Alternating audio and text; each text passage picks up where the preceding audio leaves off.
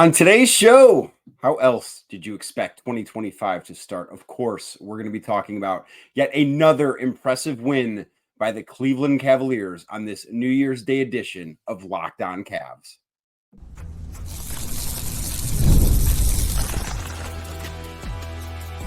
You are Locked On Cavs, your daily Cleveland Cavaliers podcast. Part of the Locked On Podcast Network, your team every day.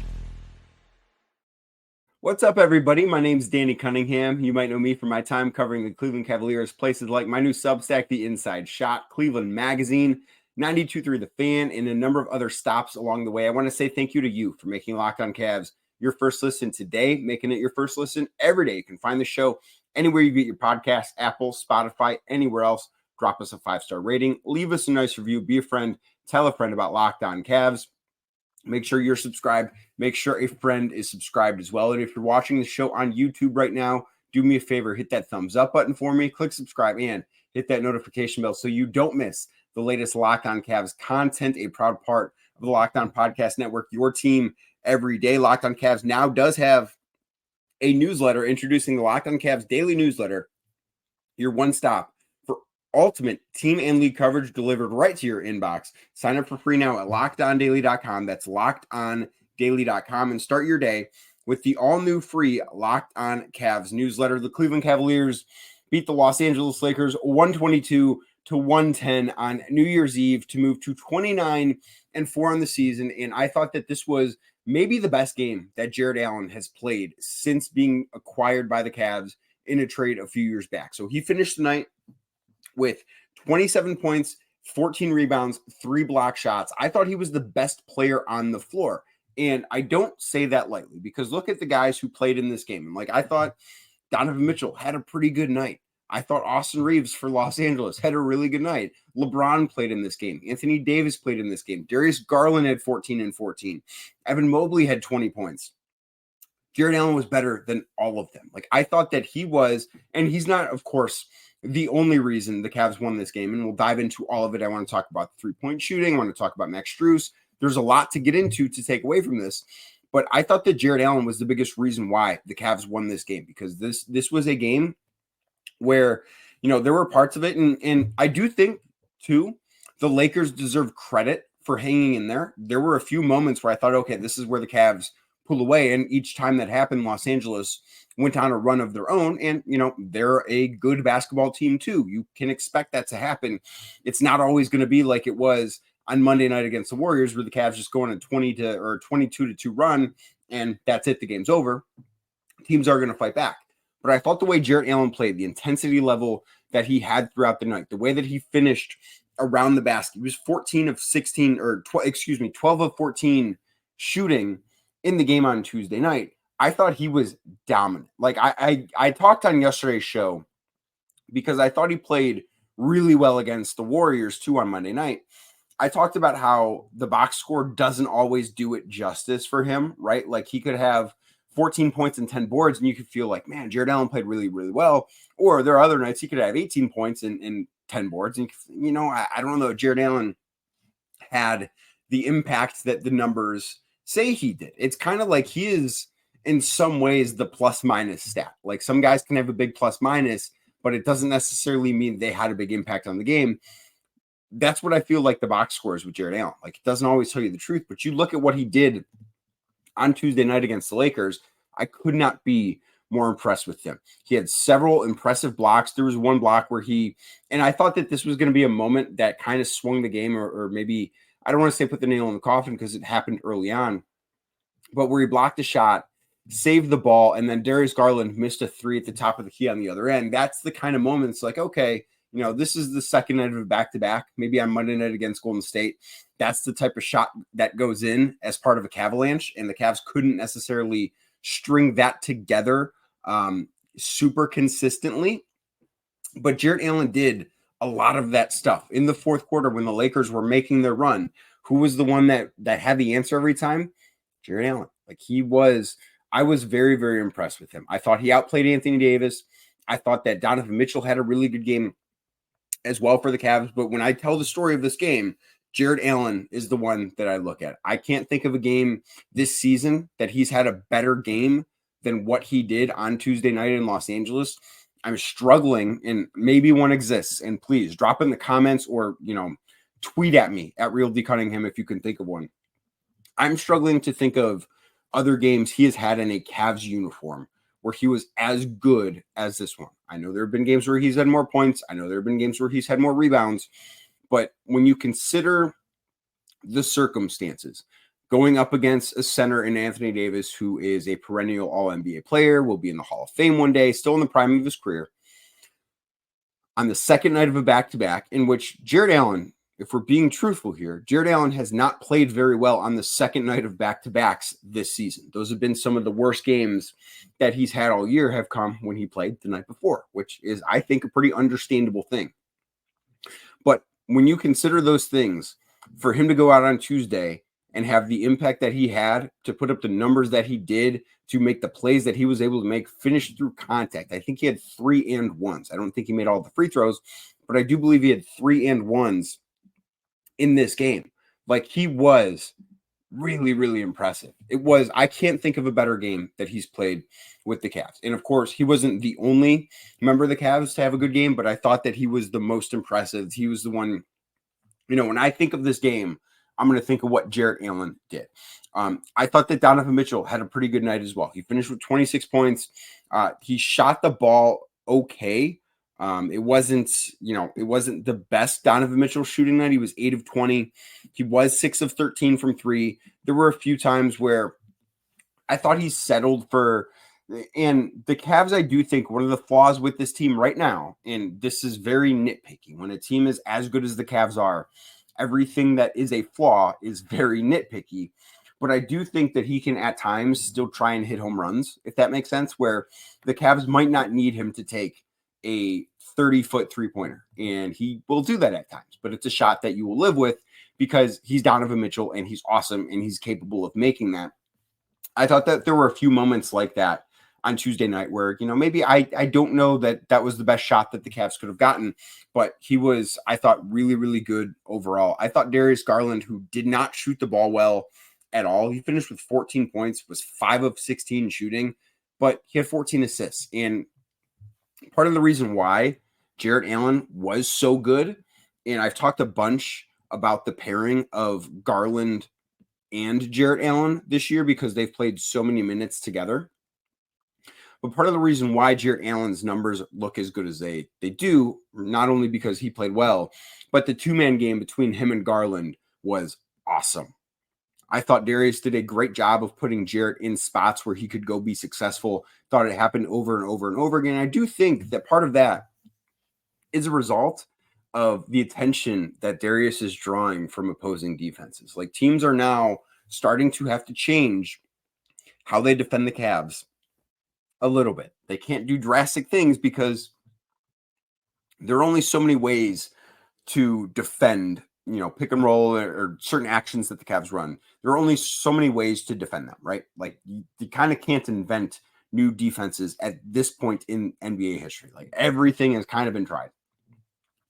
But teams are now putting more focus onto Darius Garland, even when Donovan Mitchell's on the floor. And I think that Jarrett Allen is a big benefactor of that because Garland is still able to get into the rim, but especially on a night where, Anthony Davis is one of the better shot blockers, better rim defenders, just better defenders in all of basketball.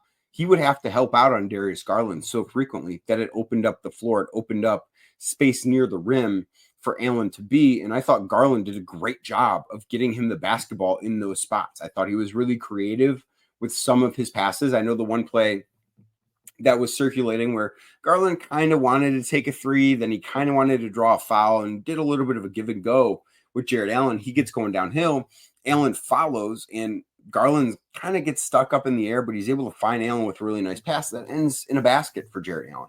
It felt like in that specific one was, I thought, the most impressive, but it felt like there were 4 or 5 instances like that where Darius not necessarily got stuck somewhere, but was able to find Allen in a really good spot around the rim for what is, for Jarrett Allen, a pretty easy make. And that is something you will take all day if you're the Cavs. You're not going to get that type of effort you're not going to get that type of statistical output. I shouldn't say effort. That's the wrong way to put it. You're not going to get that type of statistical output from Jarrett Allen every single night. But I thought that this was a really, really impressive performance by him. Evan Mobley also, I thought, had some pretty good moments for the Cavs. He finished with 20 points, had 6 rebounds, only took 14 shots, but he did, he was 2 of 4 from 3. Like, that is a night. If that's not Evan Mobley's best night, I don't want to call it an off night, but it's just kind of average. That's not a needle moving night.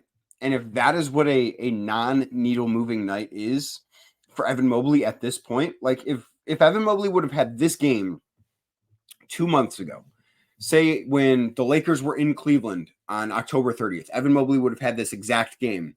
I think everyone would have been way more excited about it. But expectations for Evan are starting to grow because of everything we've seen. He played well on Tuesday night. He did. But now we know that he has levels that he can get to that he didn't get to on Tuesday night. But it was still a good performance, especially when he knocks down a couple of threes. Like, that is a really important part of this Cavs offense. If he's able to do that, I just don't know where the answers are for opponents in trying to stop this team. It's not something that I necessarily know how to figure out. I don't think teams across the NBA know how to figure out that either. But this was, aside from Jarrett Allen, aside from what actually happened on the court, because of the circumstances, I do think this was a pretty impressive win. I'll tell you why next, right here on Locked On Cavs. Today's show is brought to you by Rocket RX. If you're ready to boost your confidence and take control in the bedroom, Rocket RX has the solution. Imagine feeling more prepared and performing at your best. Rocket RX makes it simple and stress-free. Rocket RX offers FDA-approved treatments for erectile dysfunction at a lower cost than branded alternatives. No more uncomfortable doctor visits or pharmacy trips. Everything is delivered straight to your door in discreet, plain packaging. With Rocket RX, you'll get trusted care from a real U.S. clinical team, complete a quick 100% online consultation, and you could get your free prescription today. Visit rocketrx.com to get started now. It only takes 2 minutes, not very long.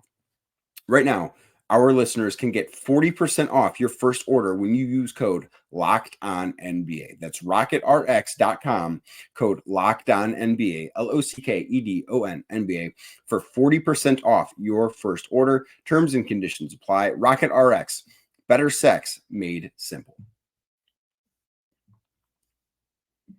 Thank you again for making Locked On Cavs your first listen today and every day. Like I said at the top of the show, you can find us anywhere you get your podcasts, Apple, Spotify, anywhere else. Drop us a 5-star rating.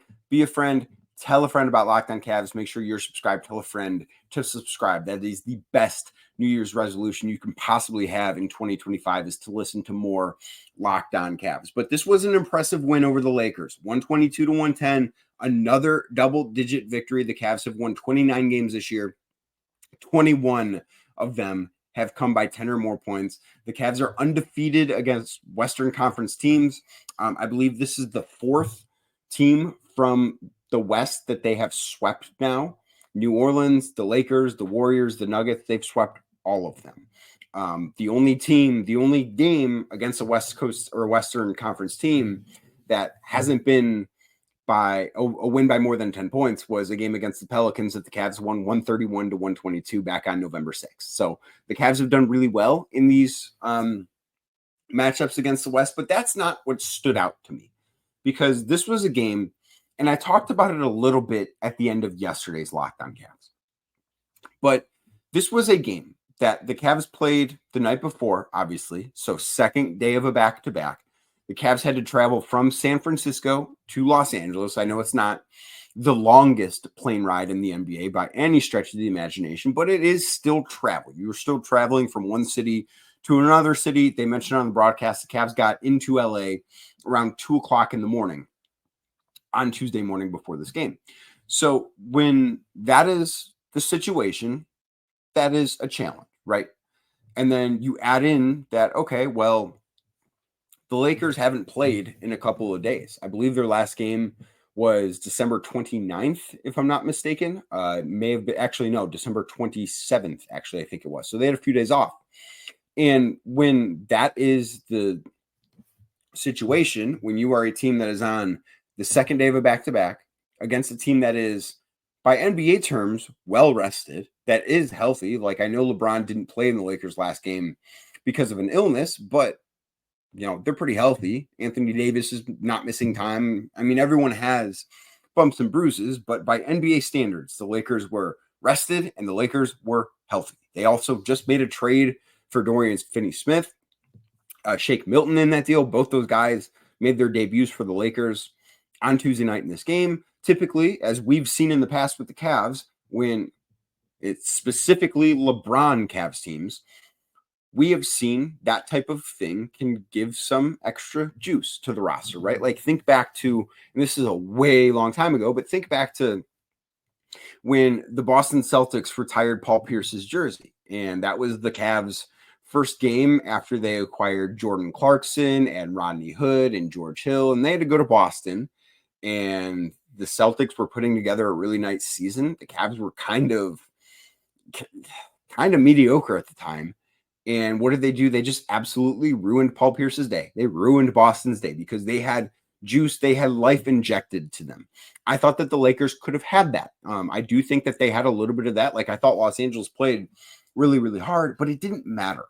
And that, to me, is what is so impressive about this win for the Cavs, that they go into a road environment against a team that is good, not great. Like, I don't think that the Lakers are a team right now capable of winning the title. I wouldn't expect this to be a finals preview.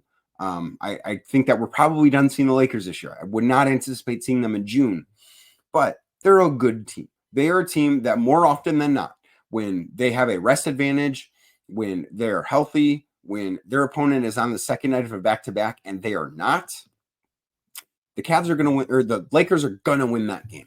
So for the Cavs to go in there and win that game the way that they did by double digits, I thought was incredibly impressive, especially too because so often this year, the Cavs have gone on these runs and teams have not had a response to them. And the Lakers did, I thought, respond pretty well to a lot of the Cavs runs. Like, there were 3 or 4 instances during this game on Tuesday night where I'm sitting on my couch watching, go, oh, okay, this is where the Cavs pull away. Like, this is it. The game is ending here because the Cavs are going on this run and the Lakers won't have an answer. And just like the Golden State Warriors did not have an answer for it on Monday night. Well, the Lakers had an answer, and then they had another answer, and they had another answer. Like, they are a team that fought back pretty hard.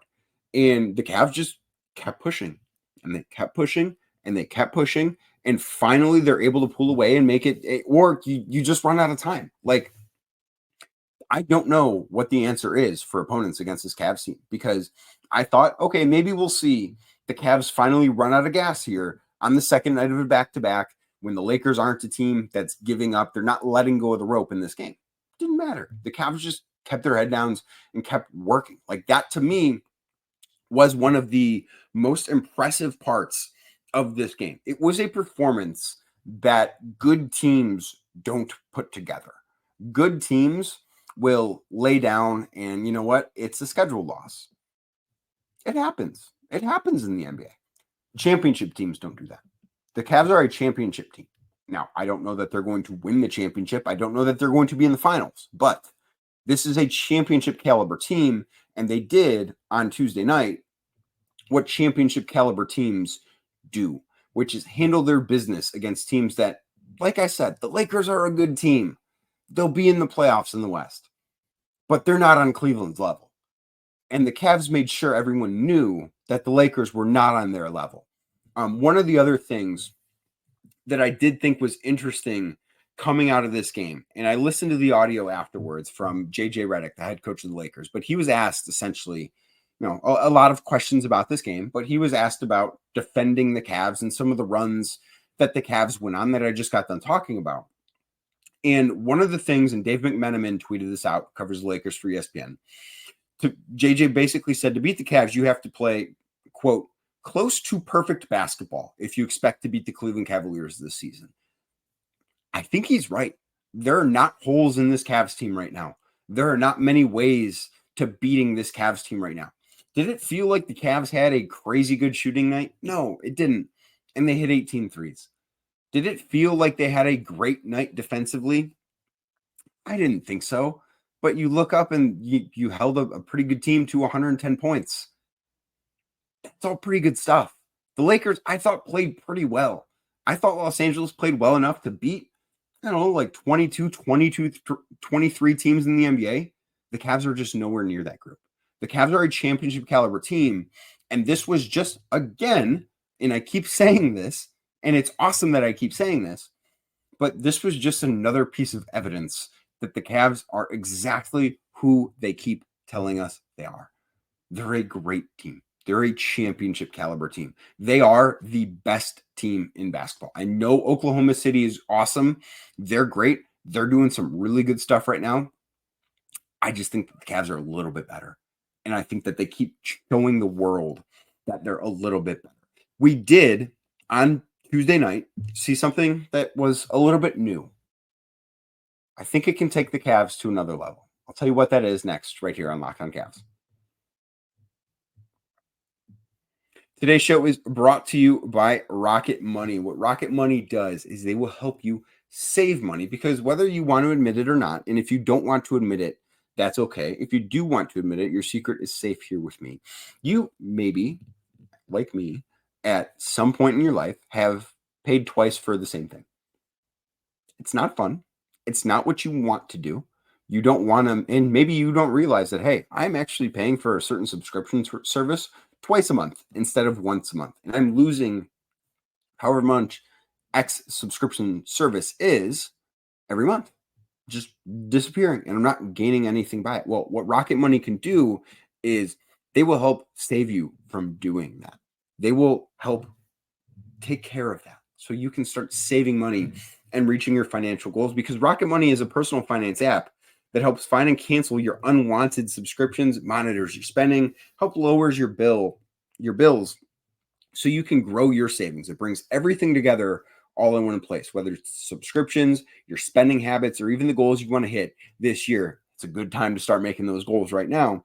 Rocket Money has over 5 million users and has saved a total of $500 million in canceled subscriptions, saving members up to $740 a year when using all of the app's premium features. So if you want to cancel your unwanted subscriptions and reach your financial goals faster, Rocket Money, the place to go. Go to rocketmoney.com/lockedon today. That's rocketmoney.com/lockedon, LOCKEDON, rocketmoney.com/lockedon. Thank you again for making Locked On Cavs your first listen today and every day. Like I said earlier, if you're watching on YouTube, do me a favor, hit that thumbs up button for me, click subscribe, and hit that notification bell so you don't miss the latest Locked On Cavs content. The Cavs have another gear to get to, which is crazy to say because I just got done talking about how they are a championship team and how I think that they are the best team in the NBA as things stand right now. I believe those things, but I also believe that we're not watching the best of the Cleveland Cavaliers. I do think we're starting to get a little bit of a peek of it, though. And what I'm talking about here is Max Strus. So Max played on Tuesday night. He played 26 minutes, which I believe is the most minutes that he's played in a game this season. He was 5th on the team in minutes. Maybe part of this was because Sam Merrill did not play in the second half, left with an ankle injury. But Dean Wade still started 3, but Max Strus played more minutes than him. And Max was 4 of 8 from 3, finished with 15 points, which is the most points that he scored in a game this year. And I think that he has another level that he can open up for the Cavs offensively when he gets his rhythm out. This was something I posted about during the game that I just thought, you know what, the Cavs can still, there's still low-hanging fruit here. I think Max Strus is the one that can reach up and grab it. And then you see in the second half, like he hits 3 threes in pretty quick succession there. And that just like, it's another weapon offensively that the Cavs can go to. It's another depth piece that the Cavs can go to. I did think it was really interesting. And I wish I would have been at this game to ask Kenny Atkinson about it. But I did think it was really interesting that Max Strus was in the closing lineup because we saw him play alongside the core 4 tonight. So we saw him play alongside Evan Mobley, Jarrett Allen, Donovan Mitchell, Darius Garland for what I believe is the first time this year. I don't think he had logged minutes with that exact group this year. That was, as we know, the Cavs' ideal starting five last year. They played 28 games together. Don't need to rewrite that. Don't need to rehash that history. But Tuesday night was the first time we saw it this year. And I think that group is going to work out really, really well. I don't see any reason why it wouldn't. I think he's going to be able to, with the motion that he plays with offensively, it's going to look a little bit different. It's going to take some getting used to. He's going to need to find his rhythm, which maybe Tuesday night was kind of him breaking the ice of that. But when that happens, I think he's going to be able to take this Cavs team to another level offensively. And then he is a good defender too. He's not the same kind of defender Isaac Okoro is. He's not the same kind of defender Dean Wade is. The other guys that have started in that spot. But it's just another way that the Cavs can attack opponents. One of the things that I think is so great about how the Cavs are constructed right now. Yes, there's some overlap in the backcourt with Garland and Mitchell. Yes, there's some overlap in the front court with Mobley and Allen. But at that 3 spot, you've got, 5 different guys that you can slide in there pretty seamlessly. And they all do things a little bit different. Sam Merrill plays different than Karis LeVert plays. Karis LeVert plays different than Max Strus plays. Max Strus plays different than Isaac Okoro, who is different than Dean Wade. You have different options on this Cavs team. I do think that Max might be the best one of them.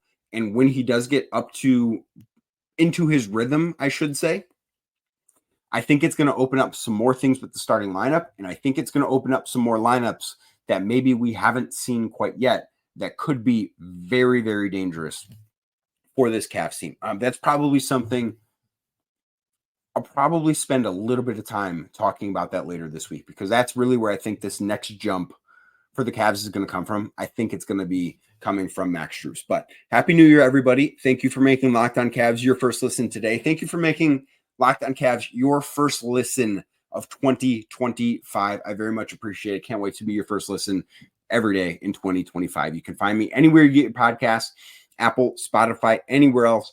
Drop a 5-star rating, leave a nice review, be a friend, tell a friend about Locked On Cavs. Make sure you're subscribed. Make sure a friend is subscribed as well. And if you're watching the show on YouTube right now, do me a favor, hit that thumbs up button, click subscribe, and hit that notification bell so you don't miss the latest Locked On Cavs content. I will be back again tomorrow talking more Cleveland Cavaliers basketball.